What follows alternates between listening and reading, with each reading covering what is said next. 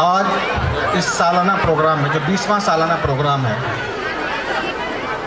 इसमें हमारे यहाँ के बच्चे, चाहे वो कैरियर गाइड एकेडमी या गर्ल्स गाइड एकेडमी, दोनों के बच्चे, जो भी प्रोग्राम्स हुआ है उसमें दोनों के बच्चे 50-50% जो है उन्होंने पार्टिसिपेशन लिया है।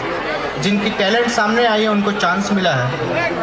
बहुत सारे कंपटीशन हुए। स्पोर्ट्स की कंपटीशन बिफोर हो गई थी। स्पोर्ट्स, ऐसे राइटिंग, क्विज कॉन्टेस्ट इसकी बिफोर हो गई थी। आज जो कंपटीशन हुई है वो speech, debate and cultural events की। तो जितने भी बच्चे उसमें सामने आए, जिसमें एक स्पीच का एग्जाम्पल दे रहा हूँ। स्पीच में सिर्फ कैरियर गाइड एकेडमी से 52 बच्चे थे और गर्ल्स गाइड एकेडमी से भी लगभग उतने ही बच्चे थे, यानी कि 100 बच्चे के आसपास। तो 100 बच्चे, 25% से अबव का रेशियो था। 100 बच्चे में हमने 30 बच्चे को चूज़ किया जिन्होंने स्पीच दिया है, और फिर उस 30 बच्चे में 9 बच्चे की फाइनल सिलेक्शन हुई। ये काफ़ी बड़ी स्क्रूटनी थी और काफ़ी टफ सिलेक्शन था। हमारे टीचर्स, जो हमारे क्रू मेंबर हैं, उन्होंने, जो लिटरेचर के टीचर हैं, मैं उनका शुक्रिया अदा करना चाहता हूँ, चाहे वो किसी भी कैंपस के। उन्होंने काफ़ी मेहनत की उसको तैयार करने में। डिबेट में भी पार्टिसिपेशन थे हमारे। डिबेट में 8 पार्टिसिपेशन थे। उन्होंने अपने आप को प्रेजेंट किया। डिबेट की टॉपिक थी duties of parents towards their child. आज के दौर में बच्चों को स्कूल के हवाले कर दिया जाता है। पेरेंट्स अपनी ड्यूटीज़ भूल चुके हैं। अगर बच्चे सिर्फ स्कूल में पढ़ेंगे और घर पर कुछ देख रेख नहीं होती है तो वो बच्चे पढ़ाई नहीं करते हैं। बहुत सारे ऐसे पेरेंट्स हैं, इस स्कूल में भी बहुत कम ऐसे पेरेंट्स हैं जो मेरे पास आते हैं और अपने बच्चे का हालचाल पूछते हैं, उनके रिजल्ट को देखते हैं, तो मुझे खुशी मिलती है। मेरे स्कूल में बहुत कमी है। ऐसे मैनेजिंग डायरेक्टर, ज़रूरी नहीं है कि मैं सारी कमी को ठीक कर सकता हूँ। जब तक आप फीडबैक अपना नहीं देंगे उस कमी को हम पूरी नहीं कर सकते। कुछ पेरेंट्स तो ऐसे हैं कि जो साल में एक दफ़ा भी नहीं आते हैं। बच्चे पूरे साल आते जाते रहते हैं पर वो नहीं आते हैं। तो ऐसे पेरेंट्स मैं गुजारिश करता हूँ, कम से कम अगर हफ्ते में नहीं तो महीने में एक दफ़ा आप ज़रूर आएँ और अपने बच्चों का परफॉर्मेंस देखें स्कूल में कि बच्चा क्या कर रहा है। आप बहुत बिजी होंगे, बहुत तरह का काम कर रहे होंगे, बहुत सारी बिजनेस होगी, लेकिन ये फर्स्ट पार्ट है आपको बच्चों को पढ़ाना। अगर इसमें आप फेल कर गए तो सारी बिजनेस आपकी ख़त्म हो जाएगी। कोई भी बिजनेस आपकी डेवलप नहीं करेगी अगर आपने अपने बच्चों को नहीं पढ़ाया। तो आइंदा सारे पेरेंट्स से मेरी गुजारिश है कि जब भी कोई बात होती है आप फ़ोन से नहीं करके आप स्कूल विज़िट करें। स्कूल जब विज़िट करेंगे तो यहाँ मैंने स्कूल्स में, इस स्कूल्स में 325 बच्चे हैं। हर बच्चे का इंडिविजुअल फाइल है। शायद अररिया में किसी स्कूल में है या नहीं, लेकिन मेरे यहाँ है। अब तक की जितनी एग्जामिनेशन होती है, जितनी रिकॉर्ड है उस फाइल में मौजूद है। पेरेंट्स को बस इतना करना है कि अपने बच्चे की उस फाइल को वो देखें कि मेरा बच्चा क्या इम्प्रूवमेंट ला रहा है, इम्प्रूवमेंट ला रहा है कि नहीं ला रहा है बच्चे में। लेकिन बहुत कम, अब तक 325 फाइल है। मेरे ख्याल से 10 पेरेंट्स भी नहीं आए, जो मैं सही बोल रहा हूँ। 10 पेरेंट्स भी उस फाइल को सही से नहीं देखे। 10 पेरेंट्स, बहुत कम कंसर्स पेरेंट्स से अंदाज़ा लग सकता है। इस स्कूल को एज ए मैनेजिंग डायरेक्टर मैंने 1 जून 2013 में ज्वाइन किया था। जब मैं इस स्कूल में आया था तो यहाँ पर 165 बच्चे थे। 165 बच्चे अंडर कंस्ट्रक्शन, अभी भी अंडर कंस्ट्रक्शन ही है, और इसकी डेवलपमेंट डे बाय डे होती गई। जितनी भी पोटेंशियल मुझसे होती है मैं 100% अपना आउटपुट देना चाहता हूँ और इस स्कूल को काफ़ी आगे ले जाना चाहता हूँ।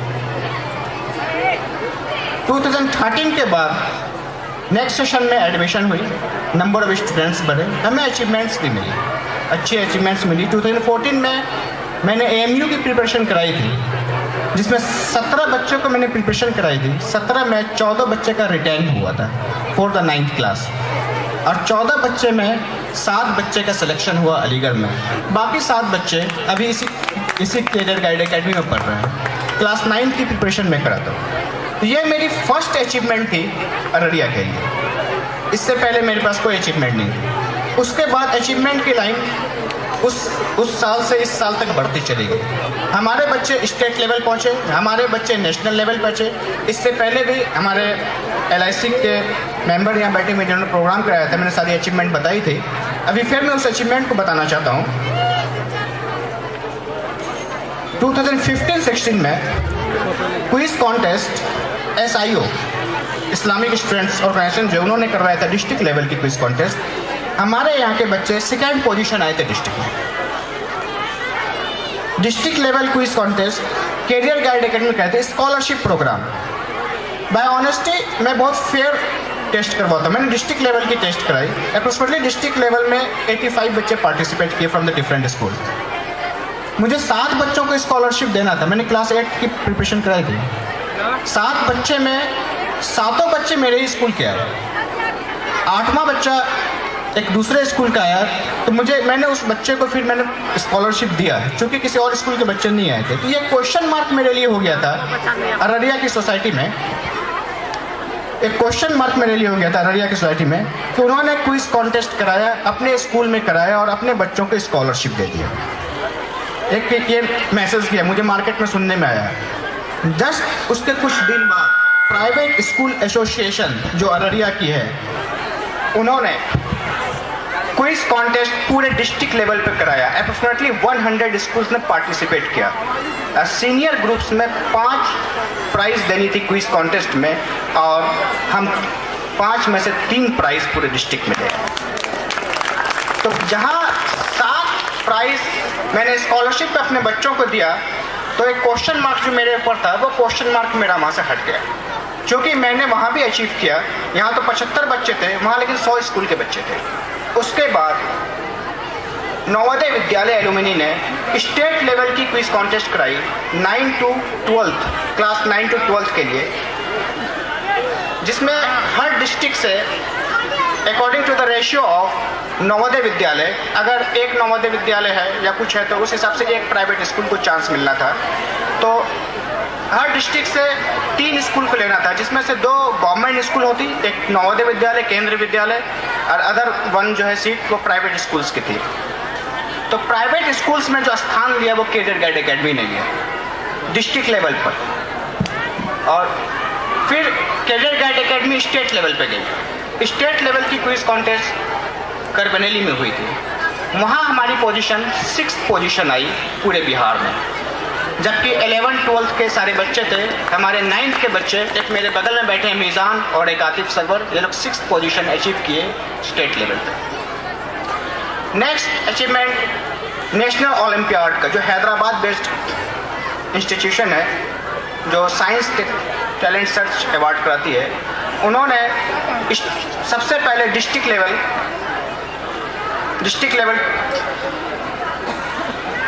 का कंपटीशन कराया, जिसने पूरे सीमांचल रीजन से 48,000, ये डाटा है जो मैंने हैदराबाद ओलंपियाड से लिया है, 48,000 पार्टिसिपेंट जो स्टूडेंट है वो पार्टिसिपेट किए फ्रॉम द डिफरेंट क्लास।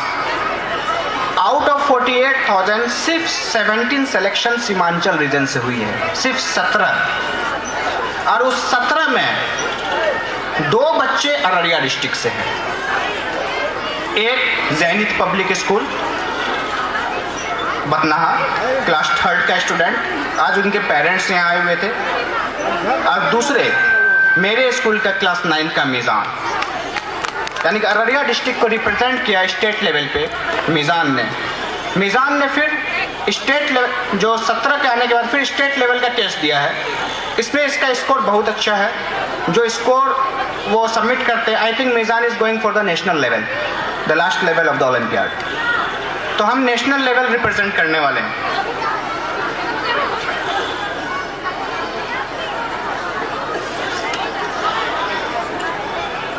और सबसे बड़ी 2015-16 की जो अचीवमेंट रही है कैरियर गाइड एकेडमी के लिए, वो अचीवमेंट रही है CBSE एफिलिएशन की।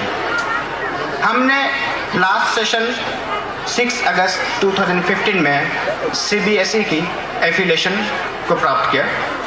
CBSE होने से अब इस स्कूल से बच्चे क्लास 10th के डायरेक्ट जो बोर्ड एग्जामिनेशन होता है वो दिल्ली बोर्ड से दे सकते हैं, जो कि पहले नहीं था।